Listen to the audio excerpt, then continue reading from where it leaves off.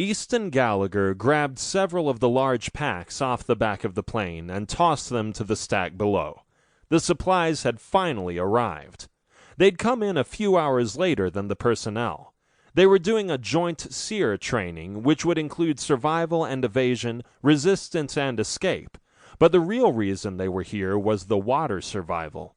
The Canadian military was known for their water purification systems. While there, they'd be doing additional training on new drinking water converters. He was looking forward to it.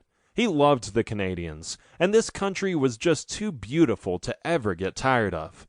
That Devlin, Ryder, and Corey were beside him made it that much better. He loved his unit. These guys were the best. Although Devlin could be a pain in the ass since he'd met Bristol.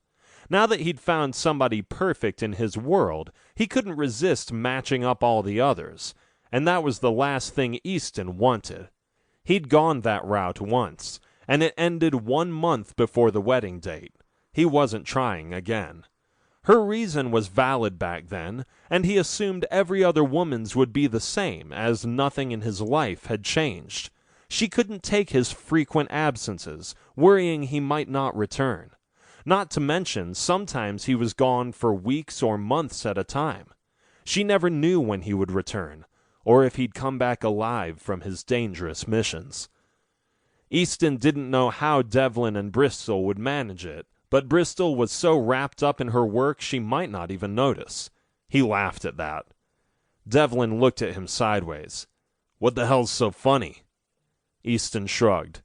"I wonder if Bristol even realizes you're gone." Devlin gave him a wicked grin. "After last night, she'll never forget." Inside, Easton could feel the envy clawing at his gut.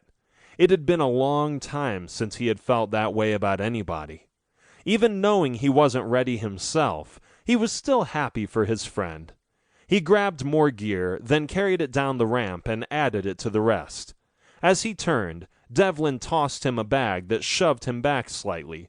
He rolled his eyes at his buddy, grabbed the next one mid-air, and threw them both down again. He headed toward the big metal cases they had to unload. As he rounded a corner, a woman packing more cameras than anybody should be allowed to own, plus several bags, started down the ramp to exit the plane. He walked over to give her a hand, but she turned suddenly, and a camera swung out, hitting him on the side of his face. It was hard and sharp enough that he knew it had left its mark. He stepped out of the way, ignoring the cutting pain on his cheek.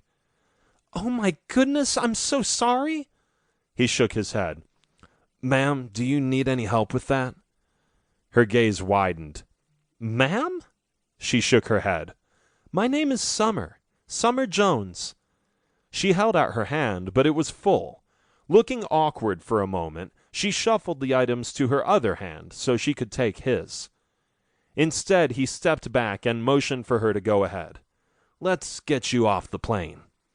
She beamed and said, "Thank you so much. Again, I'm sorry for hitting you with my gear." He groaned. "Ugh, you're not Canadian by any chance, are you?" She laughed. "Actually, I'm one of the few who has dual citizenship. I'm half Canadian, half American." She stepped around him and banged him again with her bag. "I'm so sorry." She couldn't seem to stop apologizing. Easton took a moment to really study her. She was small, with jet black hair forming a skull cap to outline her face, with her huge miscongeniality grin and massive blue eyes. He shouldn't even be noticing such things, but she was hard to miss. She smiled. "So sorry again," and she disappeared.